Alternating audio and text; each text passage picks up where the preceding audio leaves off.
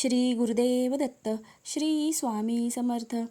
देवपूजा करणे म्हणजे मनाला शांतता मिळणे, एक प्रकारचे समाधान, एकाग्रता म्हणजेच मेडिटेशन. देवपूजेचे महत्त्व या व्हिडिओमध्ये आपण पाहूयात. व्हिडिओ शेवटपर्यंत नक्की पहा. पूर्वी देवांची पूजा झाल्याशिवाय तोंडात पाणी न घेणारी लोकं होती, त्याची आठवण झाली. मग विचार करता करता वाटलं, किती सुंदर पद्धत आहे ना आपल्यात रोजच्या पूजेची. माझ्या डोळ्यांसमोर पूर्वीचं एक छान चित्र उभं राहिलं. भल्या पहाटेच उठून सर्व स्त्रिया घरातलं दळण, स्वयंपाक, घरातली कामं, पाणी भरणं, लहान मुलांकडे लक्ष देणं वगैरे कामात मग्न असतात. पुरुष मंडळी बाहेरच्या अंगणाची सफाई, चूल पेटवणे, बागेला पाणी देणे, गोठा सफाई, धारा काढणे वगैरे कामात गर्क आहेत. सकाळची सर्व अनेक उरकून शुचीभूत होऊन घरातले यजमान पूजेसाठी फुलं काढायला बागेत जातात.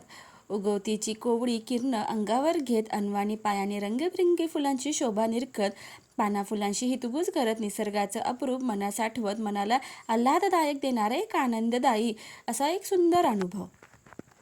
फुलं घेऊन देवघरात आल्यावर सर्व देव स्वच्छ घासलेल्या ताम्हणात काढून देवघराची स्वच्छता, देवांची ऊन पाण्याने आंघोळ, त्यांना लहान बाळांच्याच ममतेने आणि कोमलतेने स्वच्छ करून परत जागच्या जागी स्थानापन्न करणे.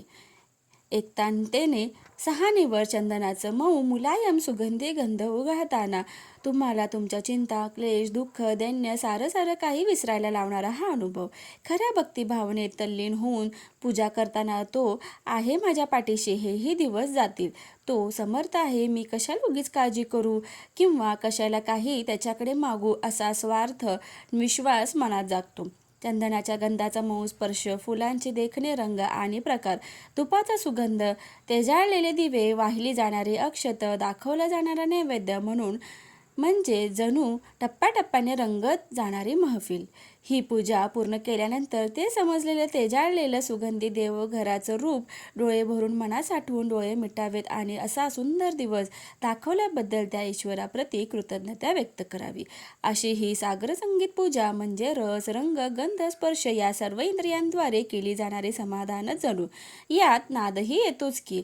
तुमचं मन जराही भरकटू नये आणि ईश्वराजवळ अडळ निष्ठा ठेवून समर्पित व्हायला मदत म्हणून धीर गंभीरपणे म्हटली जाणारी स्तोत्र खरोखरच तुम्हाला सर्व नकारात्मक भावना विसरायला लावणारी, सकारात्मक भाव जागून तुम्हाला सात्विक बनवणारी, तुम्हाला जास्त प्रेमळ, करुणामय आणि क्षमाशील बनवून तुम्हाला आत्मविश्वास प्रदान करणारी, मी तुझ्या पाठीशी आहे, सर्व काही उत्तमच होईल असा भक्कम विश्वास देऊ करणारी, हळूहळू तुमच्यातला विसरायला लावणारी अशी ही रोजची पूजा. ही बहुधा प्रत्येकाने स्वतंत्रपणे आपापली करणे अपेक्षित असेल का? यावेळेस अंतर्मुख होऊन मौन राखून रोज परमेश्वराची अद्वैत साधण्याचा प्रयत्न असेल का? यात अमुक फुलं आहेत किंवा नाहीत म्हणून, चंदनाचा गंध हवं तसं किंवा हवं तितकं नाही म्हणून, मनासारखा नैवेद्य नाही म्हणून तुम्हाला राग येत असेल तर, किंवा पूजा करताना तल्लीनतेने न करता मनात बाकीचे विचार किंवा इतरत्र लक्ष असेल तर मंडळी, या पूजेचा तुम्हाला काही उपयोग होईल का? पूजा ही कुणा बाहेरच्या देवाला प्रसन्न करून घेण्यासाठी नाहीये, तर स्वतःमधील ईश्वराची अनुभूती घेण्याचा तो एक प्रवास आहे. स्वतःला प्रसन्न ठेवण्यासाठी आहे. दिवसाची सुरुवात सकारात्मक ऊर्जेने आणि उत्साहाने करायचा तो एक सहज, सोपा आणि एक सुंदर असा मार्ग आहे. तुम्हाला हे पटतंय का? मला कॉमेंट करून नक्की सांगा. तुमचाही देवपूजा करतानाचा अनुभव मला नक्की कॉमेंट करून सांगा. व्हिडिओ आवडल्यास व्हिडिओला लाईक, शेअर आणि सबस्क्राईब करायला विसरू नका. धन्यवाद.